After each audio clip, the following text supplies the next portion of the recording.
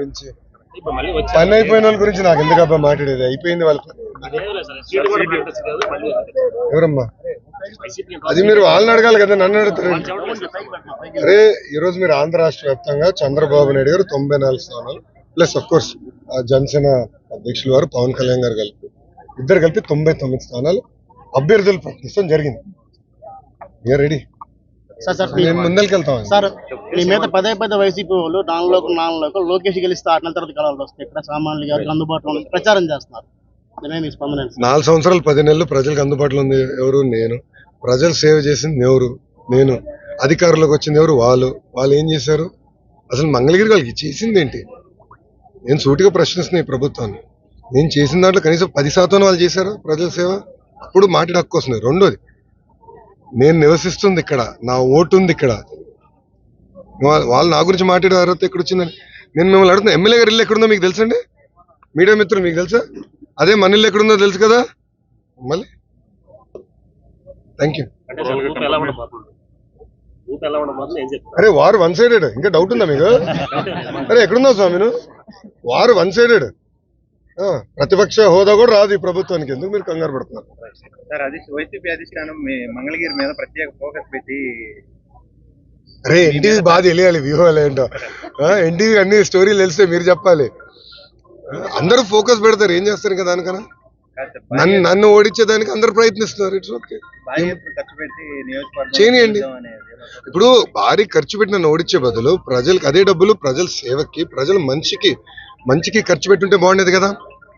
ఇప్పుడు నేను అడుగుతున్నా, అనేక హామీలు ఇచ్చారు. 2019 ముందల ఇక్కడున్న ఇళ్ళన్నీ రెగ్యులరైజ్ చేస్తా అన్నారు, చేయలేదు. స్థానికంగా డ్రైన్ కానీ తాగునీరు కానీ రోడ్లు వేస్తా అన్నారు, ఇది జరగలేదు.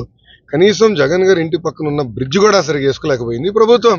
ముఖ్యమంత్రి గారు వెళ్ళే బ్రిడ్జిని రంగులు వేశారు తప్ప ఆ బ్రిడ్జిని కూడా సరిగ్గా వేసుకోలేకపోయింది ఈ ప్రభుత్వం. అంత దద్దమ్మ ప్రభుత్వం, చేతగాని ప్రభుత్వం ఇది. అదే ప్రతిపక్షంలో నేనుండు 4 సంవత్సరాలు 10 నెలలు అనేక సేవలు చేశాను, మీకే తెలుసు కదా. దాదాపు 29 సంక్షేమ అభివృద్ధి కార్యక్రమాలు నేను చేశాను. నేను చేసిన దాంట్లో 10% కనీసం ఈ ప్రభుత్వం చేయగలిగిందా? ఇంకా మళ్ళీ వాళ్ళు నా గురించి మాట్లాడితే ఎంతవరకు న్యాయం అండి? నేను ఓడిపోయిన రోజు దగ్గర నుంచి ప్రచారం చేస్తున్నాను అనుకోండి. నేను ఓడిపోయిన రోజు దగ్గర నుంచి ఎక్సెప్ట్ పాదయాత్ర చేసిన సమయం తప్ప నేను మంగళగిరిలో ఉన్నాను, తిరుగుతా ఉన్నాను. ఇన్ఫాక్ట్ మంగళగిరిలో ఫస్ట్ పాదయాత్ర మొదలు పెట్టా కదబ్బా. మీకు తెలుసు కదా, వార్డులు తిరిగాను, గ్రామాలు తిరిగాను. అంటే అన్ని తిరగలేకపోయాను, వాస్తవం అన్ని తిరగలేకపోయాను. దాదాపు 80%, 85% నేను తిరిగాను. మిగిలినే తప్పనిసరిగా తిరుగుతాను. దాంట్లో నేను ఓడిపోయిన దగ్గర నుంచి ఇక్కడనే ఉన్నాను, ఎక్కడ పోలే కదా, వేరే నియోజకవర్గం ఎత్తుక్కోలే కదా. ఓడిపోయిన దగ్గర మళ్ళీ గెలవాలనేది నా తాపత్రం, కట్టుబడి ఉన్నా.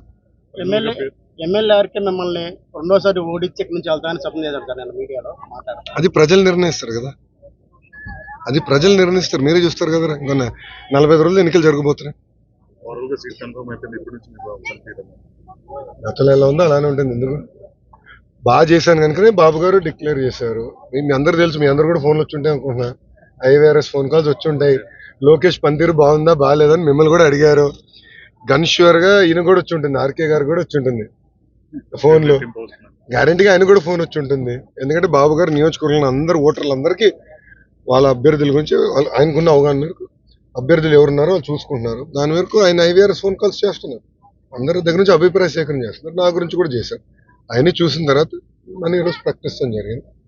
గతంలో ఎట్లా పనిచేసినా అట్లనే పనిచేస్తాను. నిరంతరం ప్రజలకి అందుబాటులో ఉన్నా కదా, ముందరికి వెళ్తాను.